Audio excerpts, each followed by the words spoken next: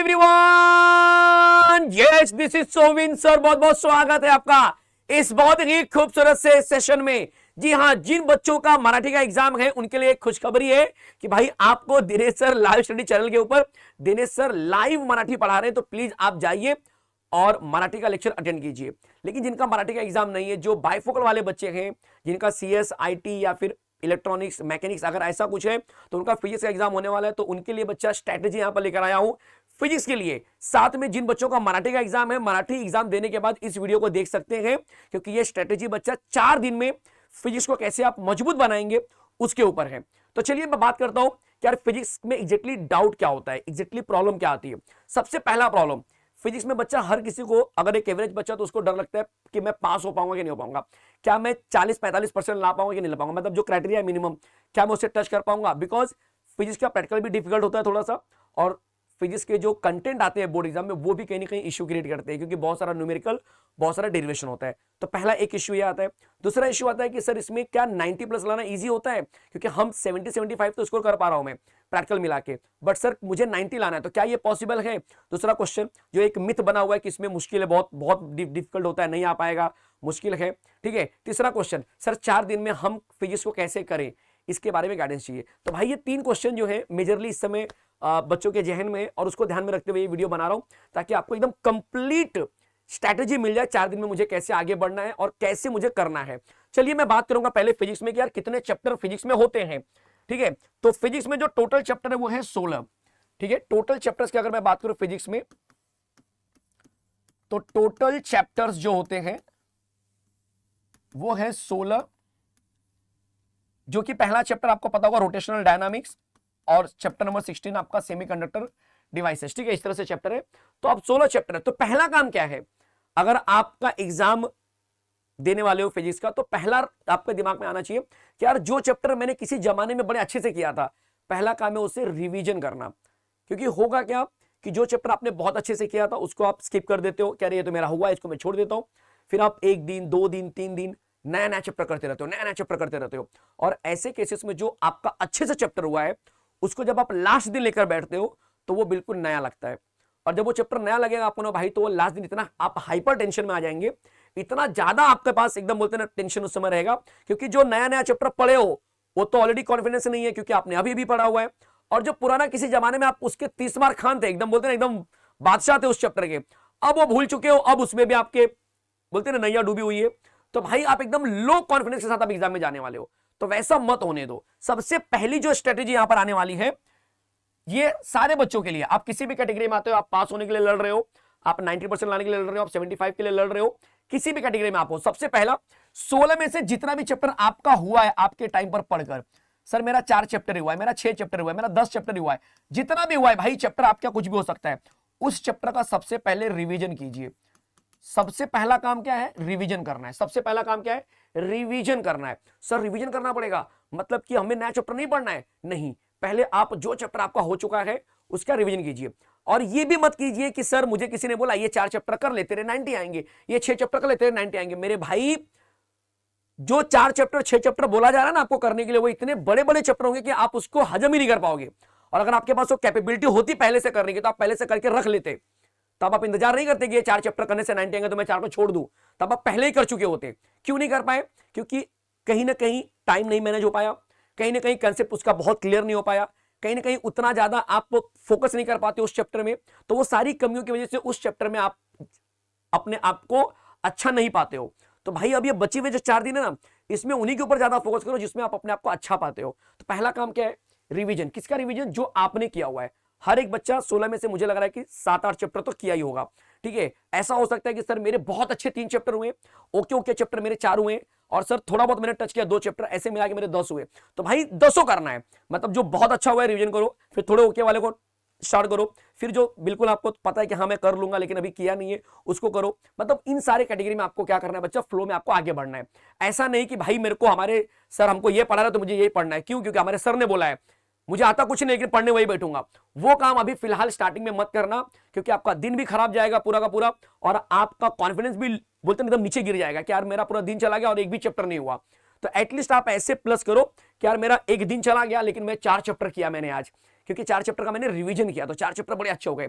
Sir उस chapter में क्या क्या करना होगा? तो रिवीजन करते समय आप क्या करेंगे बच्चा, आप वन शॉट लेक्चर को यूज कीजिए और जो इसके डेरिवेशन है वो यूज कीजिए, साथ में उस चैप्टर के न्यूमेरिकल्स, क्योंकि फिजिक्स में तो भाई हर चैप्टर में न्यूमेरिकल होता है।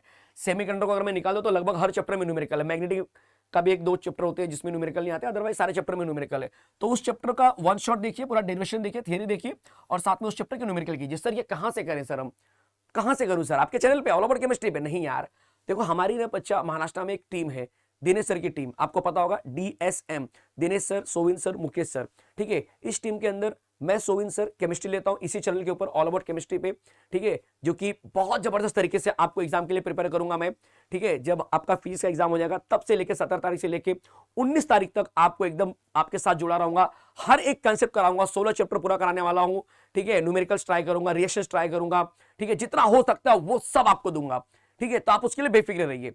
बात है फिजिक्स की, तो केमिस्ट्री यहां पर मिलेगा, Dinesh sir live study channel के ऊपर आपको मैथ्स मिलेगा। वैसे ही बच्चा हमारे मुकेश सर का चैनल है जो यहां पर आप देख सकते हैं, ठीक है, ये देख लीजिए, यहां पर फिजिक्स ज्ञान मुकेश नायक ये चैनल है।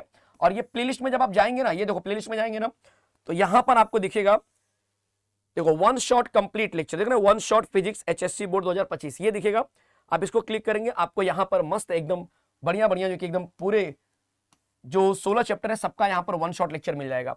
उसके साथ में और क्या सर, अगर मुझे न्यूमेरिकल करना हुआ तो क्या वन शॉट तो कर लिया, अब न्यूमेरिकल के लिए कहां जाना है? तो न्यूमेरिकल के लिए बच्चा मुझे जाना होगा, और जरा देख लेते हैं, यहाँ पे न्यूमेरिकल भी है, यहाँ पे देख लो जरा, IMP क्वेश्चन है थर्मोडायनामिक्स से, यहाँ पे न्यूमेरिकल भी मिल जाएगा, थोड़ा नीचे जाना पड़ेगा अपने को। ये देखो यहाँ पर चैप्टर वाइज न्यूमेरिकल, ये दिख रहा है आपको, चैप्टर वाइज न्यूमेरिकल, मतलब इसको आप देखेंगे 14 वीडियो है, मतलब कि भाई बढ़िया क्वालिटी का। ये देख लो, यहाँ पर मैं क्लिक कर देता हूँ इसको, ठीक है, एक मिनट जरा, प्ले हो गया डायरेक्ट, यहाँ पर मैं आ जाता हूँ थोड़ा सा, कहाँ गया भाई, ये व्यू प्लेलिस्ट पे चला जाता हूँ, ठीक है। अब प्लेलिस्ट आएगी, देखो यहाँ पर ये हर एक चैप्टर का पूरा कम टाइम में सर ने आपको न्यूमेरिकल करा के दिया है, कम समय में, आधे घंटे में, 45 मिनट में, कि भाई उस चैप्टर के ये फॉर्मूले हैं और इस फॉर्मूले का यूज करके ये देखो ऐसे न्यूमेरिकल करना है। जब आप रिवीजन करने बैठेंगे, तो जैसे कि आप एक चैप्टर पढ़ रहे रोटेशनल डायनामिक्स, ठीक है, आप रोटेशनल डायनामिक्स जब आप पढ़ेंगे तो आप साथ में ना PYQs की बुक या PYQs के जो क्वेश्चन है, एटलीस्ट 4-5 साल के जो क्वेश्चन है, उस चैप्टर के लेके बैठो, कि जैसे जैसे वो सर पढ़ाते जा रहे हैं तो देखो ये क्वेश्चन कहीं पर आया है क्या, अगर क्वेश्चन आया तो उसको थोड़ा ज्यादा प्रीफरेंस दो, ज्यादा ध्यान दो कि यार ये करना कैसे है। ये जो क्वेश्चन सर पढ़ा रहे हैं, अब सर पढ़ाते समय क्या करेंगे, एक क्वेश्चन लिखे होते हैं कि derive the expression for example आपका बैंकिंग ऑफ रोड के ऊपर आप एक्सप्रेशन डिराइव कर रहे हो, अब ये लिखा हुआ, लेकिन कई साल के पेपर में कुछ अलग तरीके से क्वेश्चन पूछा हुआ है, जो बैंकिंग ऑफ रोड है उसको अलग नाम दे दिया होगा, ठीक है। तो वो किस किस नाम से क्वेश्चन आया हुआ वो आपको मालूम होना चाहिए, ये आपको मालूम होना चाहिए, तो वहां से आपको फायदा होगा, बिकॉज चैप्टर आपका रिवीजन हो रहा है। तो अगर आप 6-7 चैप्टर जो पढ़ रहे हो, अगर उसको पहले यहां से रिवीजन कर लेते हो, तो पहला आपका काम क्या हो गया बच्चा, कि चैप्टर में कॉन्फिडेंस आ गया, थ्योरेटिकल इंफॉर्मेशन भी आपका स्ट्रांग हो गया, न्यूमेरिकल भी आपका स्ट्रांग हो गया। पहला कंसेप्ट यहां पर आपको ध्यान देना है कि न्यूमेरिकल भी साथ साथ लेके जाना है, जो चैप्टर आपने रिवीजन में डाला हुआ है। इसके बाद अब देखो कि यार 6 चैप्टर तो मेरे रिवीजन वाले हो गए, 16 में से 6 मैंने बड़े अच्छे से किए। अब जो थोड़ा सा कम आपको लग रहा है कि मुझे आता है बट मैंने किया हुआ है, चाहे आप अपने ऑफलाइन कोचिंग क्लासेस में किया था, चाहे यूट्यूब पे किया था, या किसी के थ्रू जुड़े थे, चाहे जहां से भी किया था, लेकिन आपको पता है कि यार मैंने ये किया था, मुझे पढ़ाते समय समझा नहीं था बहुत ज्यादा, लेकिन मैंने ध्यान दिया था, मुझे लग रहा था कि मैं कर लूंगा। ऐसे चैप्टर पकड़ो, जरूरी नहीं कि यार 16 के 16 चैप्टर पूरा आपको एकदम फ्लो में ही करना है, एकदम लाइन से ही करना है, ऐसा जरूरी नहीं है। अपना लिस्ट बनाओ 16 चैप्टर का, क्योंकि फिजिक्स में दिक्कत यही होती है कि भाई इसमें हर एक चैप्टर के अंदर डेरिवेशन और हर एक चैप्टर के अंदर न्यूमेरिकल है। केमिस्ट्री में थोड़ा सा ऑप्शन क्या होता है कि चलो किसी का फिजिकल वीक है तो उसका ऑर्गेनिक इनऑर्गेनिक अप्लाइड मजबूत होता है, किसी का अप्लाइड बोरिंग लगता है तो भाई उसको ऑर्गेनिक और फिजिकल अच्छा लगता है, मतलब एक थोड़ी सी वैरायटी मिल जाती है। बट फिजिक्स में आपके पास ऑप्शन बड़े कम होते हैं, सार्डली एक दो चैप्टर ऐसे होंगे जो शायद बिना न्यूमेरिकल वाले होते हैं, बट मैक्सिमम न्यूमेरिकल डेरिवेशन वाले ही होते हैं।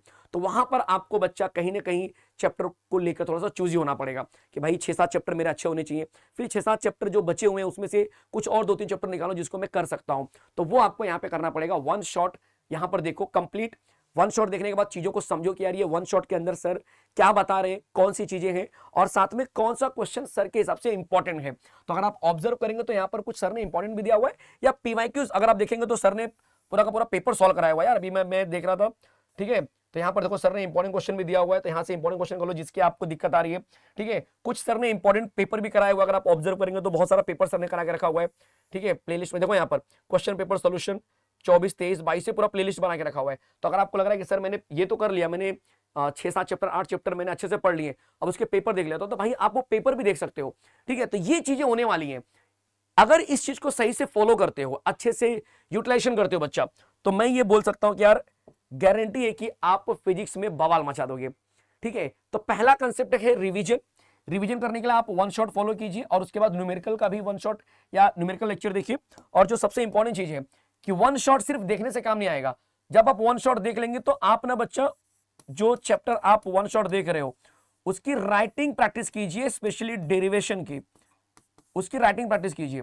न्यूमेरिकल्स का मिनिमम क्या क्या आना चाहिए आपको, ये 3 चीज बहुत अच्छे से आना चाहिए। पहले गिवन डेटा आपको बनाने आना चाहिए, दूसरा क्या फाइंड आउट करना है वो आना चाहिए, और तीसरा बच्चा आपको फॉर्मूला मालूम होना चाहिए, कितना फॉर्मूला लगने वाला है, कौन कौन से फॉर्मूला लगेंगे। अगर ये 3 चीज आप बना लेते हो तो उसके बाद तो सिर्फ सब्स्टिट्यूशन होता है, आंसर गलत आने पर भी मार्क्स मिलेगा, तो उसका टेंशन मत लेना। तो ये चीज आपको यहां पर न्यूमेरिकल जब आप देखेंगे एक चैप्टर का, तो वहां से आपको हेल्प मिल जाएगी। तो आप समझ सकते हो यार कि जो बच्चा सोच रहा है कि मेरे को 40 मार्क आएंगे, 45 मार्क आएंगे, भाई प्रैक्टिकल मिला के तू बवाल मचा देगा, 60-65 के ऊपर जाएगा। जिन बच्चों को 80-85 तक का लग रहा है कि मेरे को मिल जाएंगे, शायद वो 90-95 भी टच करेंगे अगर इस स्ट्रेटेजी को फॉलो करते हैं। अब देखो आपकी प्रैक्टिस जितनी हुई है उसका रिवीजन प्लस नए चैप्टर, अगर समय परमिट होता है, अगर समय आपको बच रहा है, तब बच्चा नया चैप्टर, हर एक चैप्टर मुकेश सर ने अपने चैनल के ऊपर अच्छे से करा के रखा हुआ है। मैं उम्मीद कर रहा हूं कि छोटे से वीडियो के माध्यम से हर एक बच्चा फिजिक्स का जो डाउट है, फिजिक्स का जो इश्यू क्रिएट हो रहा है बच्चे के माइंड में, वो क्लियर हो गया है कि सर हमको जाना कैसे है। क्योंकि अभी तक बच्चे को ये कंफ्यूजन है कि सर मैं पढ़ूं कौन सा, मैं कौन सा चैप्टर पढ़ूं। भाई जो तुमको सबसे अच्छे आ रहा है, जो तुमको बहुत अच्छे से आता है, जिसमें आपको एक अलग लेवल का कॉन्फिडेंस है, वो चैप्टर को सबसे पहले पढ़ो, सबसे पहले खत्म करो, और उसके बाद जो है कि आप उस चैप्टर को हाथ लगाओ जिसमें आपको थोड़ा सा, आपका बोलते ना कि थोड़ा सा डिफिकल्टी लेवल थोड़ी ज्यादा है कंपेयर टू नॉर्मल, फिर उसके बाद और डिफिकल्टी लेवल वाले को, और समय बचता है तो, और रिवीजन जितना ज्यादा हो सके बच्चा करते रहो करते रहो करते रहो। पीडीएफ यूज करो, टेक्स्ट बुक यूज करो, नोट्स यूज करो, जिससे आप पढ़े हो साल भर वो चीज निकाल कर बैठो। ठीक है, कंसेप्ट के लिए वीडियो देखो, लेकिन अगर एक बार आपका कंसेप्ट क्लियर हो जा रहा है उसके बाद बच्चा आप राइटिंग प्रैक्टिस करो, ये जरूर करना है। फिजिक्स में यार तुम धमाल मचा दोगे। फिजिक्स में ज्यादातर क्वेश्चंस अगर आप देखेंगे तो डेरिवेशन और न्यूमेरिकल ओरिएंटेड होते हैं, जिसका फायदा भी बहुत सारे बच्चों को होता है कि अच्छा है थियरी नहीं है, रट्टा नहीं मारना है, अच्छा है बहुत ज्यादा याद नहीं करना है, सब अंडरस्टैंडिंग के ऊपर होता है। तो भाई अगर आपकी अंडरस्टैंडिंग अच्छी है ना, फिजिक्स में आप धमाका मचा देंगे। ठीक है, उम्मीद कर रहा हूं कि आप एकदम अच्छे से चीजों को समझ रहे होंगे। रही बात केमिस्ट्री की, तो यार केमिस्ट्री के लिए एकदम टेंशन फ्री रहो, क्योंकि केमिस्ट्री का टाइमिंग भले ही 2 दिन आपको मिला हुआ है, लेकिन मैं 17 तारीख से ही आपको जो है कि कंटेंट देना स्टार्ट करूंगा। और हमारे साथ अगर आप जुड़े रहेंगे, लाइव लेक्चर को अगर आप अटेंड करेंगे, तो आप खुद देखेंगे कि सर बहुत बढ़िया केमिस्ट्री हमारा हो चुका है। ठीक है, ऑल अबाउट केमिस्ट्री चैनल के ऊपर। तो इसके लिए बच्चा आपको चैनल को सब्सक्राइब करना है। यार मैं एक डेटा देख रहा था, तो उस डेटा में मुझे कुछ दिखाई दिया। क्या दिखाई दिया सर? उसमें दिख रहा था कि यार जो सब्सक्राइब वाले हमारे जो ऑडियंस है उनका 52% आ रहा था, और जो अनसब्सक्राइब जो हमारी ऑडियंस है उसका समथिंग 42-43%, 47% के आसपास आ रहा था। ठीक है यार, 47% ऐसे लोग हैं जो वीडियो देख तो रहे हैं बट सब्सक्राइब नहीं कर रहे हैं। तो आपसे रिक्वेस्ट है कि अगर आप क्लास 11th या 12th के स्टूडेंट्स हो, और आप केमिस्ट्री तो ऑब्वियस आपका होगा, साइंस के स्टूडेंट्स हो, तो चैनल को बच्चा सब्सक्राइब कर लीजिए, क्योंकि 11th 12th सीटी इंजीनियरिंग इन सब की चीजें यहाँ पर मिलती रहती हैं। तो आप हमसे जुड़ सकते हैं और हमारे जो कंटेंट है उसको आप देख सकते हैं। मिलते हैं ऐसे खूबसूरत से सेशन में, तब तक के लिए जय हिंद, जय हिंद, जय महाराष्ट्र। मिलते हैं नेक्स्ट टाइम।